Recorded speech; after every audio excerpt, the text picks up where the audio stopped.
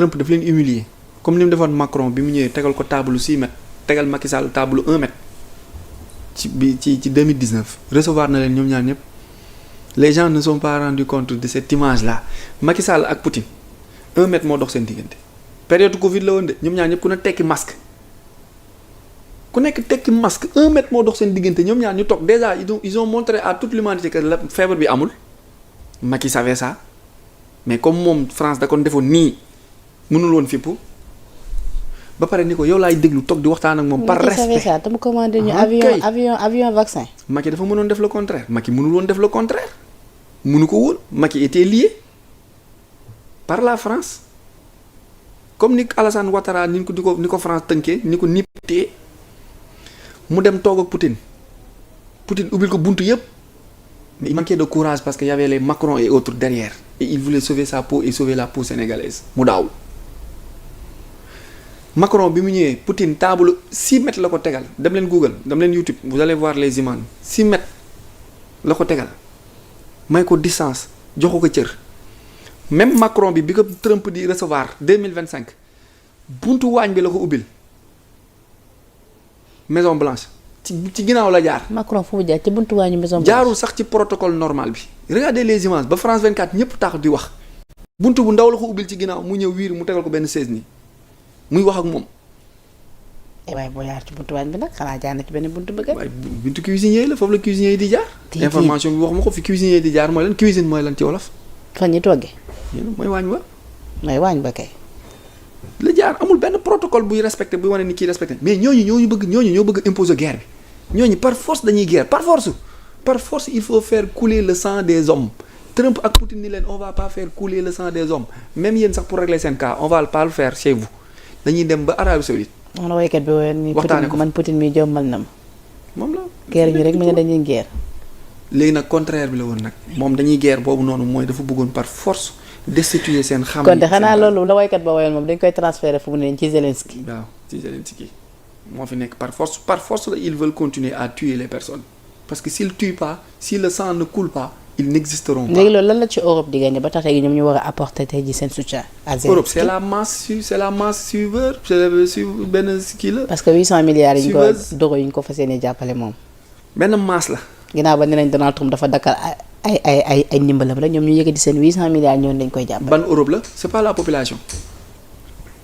population population yi gis nga leen génn nañ di manifester France ñu doon marche barki dem dimanche ñoom ñëpp génn nañ di marche. ne ko geerunu bàyyi suñu xaalis bi ngay yóbbu xeexunu donc c'est pas la population européenne. c'est les dirigeants européens. qui veulent la guerre parce que ñoom ils ont un agenda et un programme bu leen fi teg. et ils veulent terminer ce programme. pourtant nee nañu selon un haut responsable bu Ukraine nee nañu l'Ukraine veut la paix. tey lu ñu mel la yëkkati en tout cas ci pourparlers yi mais sànq tontu ma pourquoi ñu choisir l'Arabie Saoudite pour amal fa yooyu lay waxtaan. non c'est un lieu choisi d'abord hors Europe pour régler waale le problème parce que ça va te permettre en même temps de parler avec Ben Salman su ngeen paree suñu paree bu Trump paree ci waxu Europe bi mën na xëccaale Ben Salman nank mu ñëw mu teg la ko mu toog. gis nga cette famille saoud là est protégée par Mossad benn corps de service secret la bu Israël Mossad boobu noonu moo créé Hamas entité la buy revendiquer pour l'indépendance de la Palestine foofu moom xam naa ñu bari duñ ci jubóog man parce que ñu bari jàpp na ne Hamas ay palestiniens lan alors que ay israéliens lan Mossad moo leen créé Mossad moo yor sécurité Ben Salman moo yor sécurité Arabie Saoudite mas ngeen dégg Israël bombardé wala mu xuloog Arabie Saoudite te chaque jour ngeen dégg Arabie Saoudite sotle Israël pour mu dóor Palestine palestinien di musulman saoudien di musulman moo tax iranien du juboo ak saoudien Iran du ñu juboo ak Arabie Saoudite parce que xam nañ ni ñoom duñu ay saoudien moo taxoon ñu defoon benn attentat similé mooy màkk gri ba daanu woon xoolal ñi ci ëpp ñu dee woon c'était des iraniens ba Iran porté plainte Arabie Saoudite au niveau des Nations Unies pour ñu def enquête lan moo tax accident am mais ñi ci ëpp ñi dee ay iranien lan si la ko période boobu la ko Iran waxoon ni que imama bi warul taxaw dafa war a tourner parce que du Màkk kese moo am Arabie Saoudite kese moo am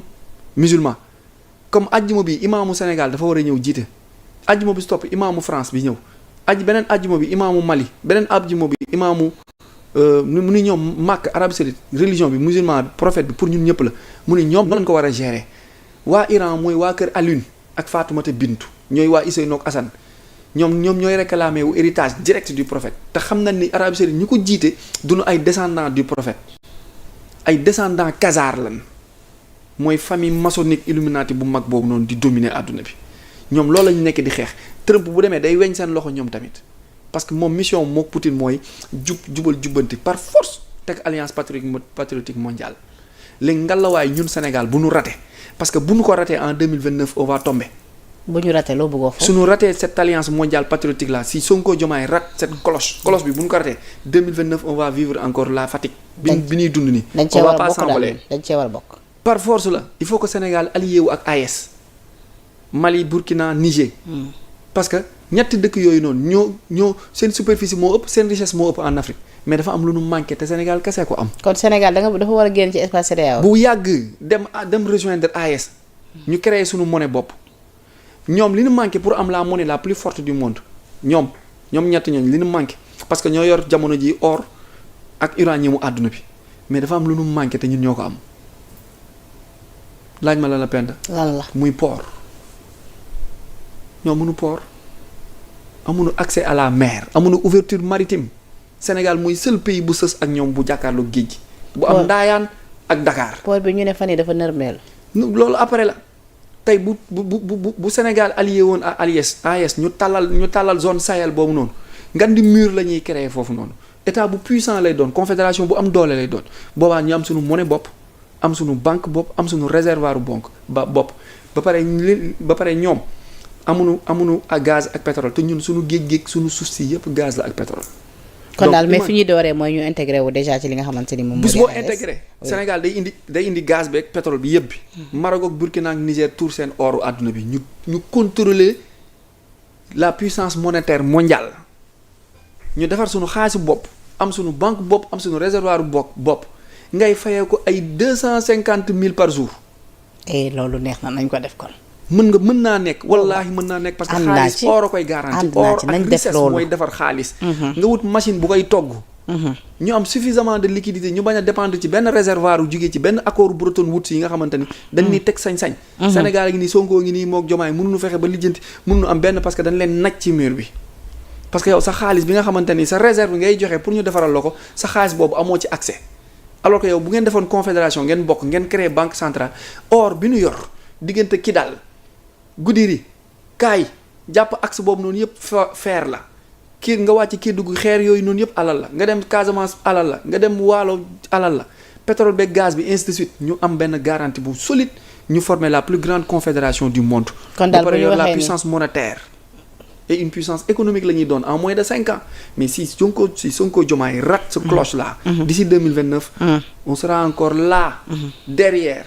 à traîner. Et nous viendrons en retard malheureusement pour le développement de cette Afrique là. d'accord ba tey ci Trump la ñuy desandi moom ak digganteem États-Unis ak li nga xamante ni moom moo di Canada nee nañu Trump dafa bëgg def jili mu ngi lay fàttali affaire jili fi nga taxaw nii ñun passé nañ ko bu yàgg mais quand même dinaa ki ñëwaat ci kanam tuuti donc nee nañu Trump dafa bëgg jël Canada def ko 51e état américain au moment où bi nga xamante ni daf leen imposer ay droits de douane sur les produits canadiens mais également ci jamono bi nga xamante ni tamit Canada bu ñuy wax ci boobule réew à rappeler que ni am nañu ab beneen premier ministre bu bees bi nga xamante ni moom moo wuutu ki nga xamante ni moom moo di Justin Trudeau avec 85,9% des voix nee nañ nag moom mooy candidat bi nga xamante ni musta nekk député musta am benn nombal tànk ci li nga xamante ni moom moo di gouvernement canadien bi et pourtant tey réussir na à nekk li nga xamante ni moom moo di premier ministre bi en attendant li nga xamante ni moom moo di passation du pouvoir bi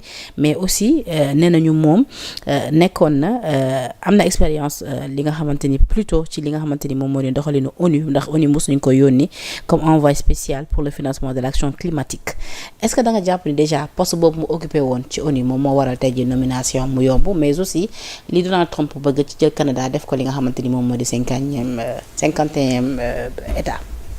ONU CIA FBI OMS ak ñoom ñëpp c'est des organisations maçonniques comme na ma ko waxee woon ma jaaraat ci. ñoom ñooy former seeni nit ñooy teg seeni pion.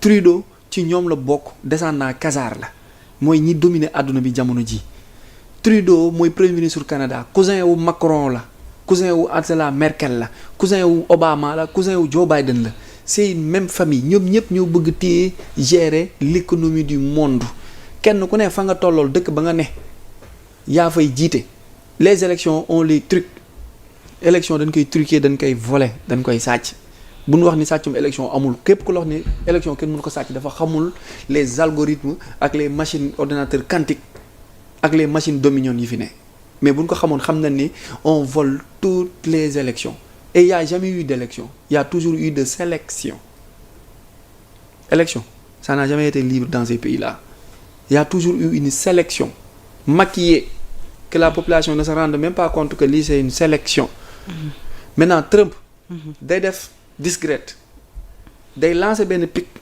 il est très fort en diplomatie surtout il est entouré par l'armée patriotique américaine dafa aay ci diversion la dafa aay ci diversion da lay lancer benn pic toute l'information mondiale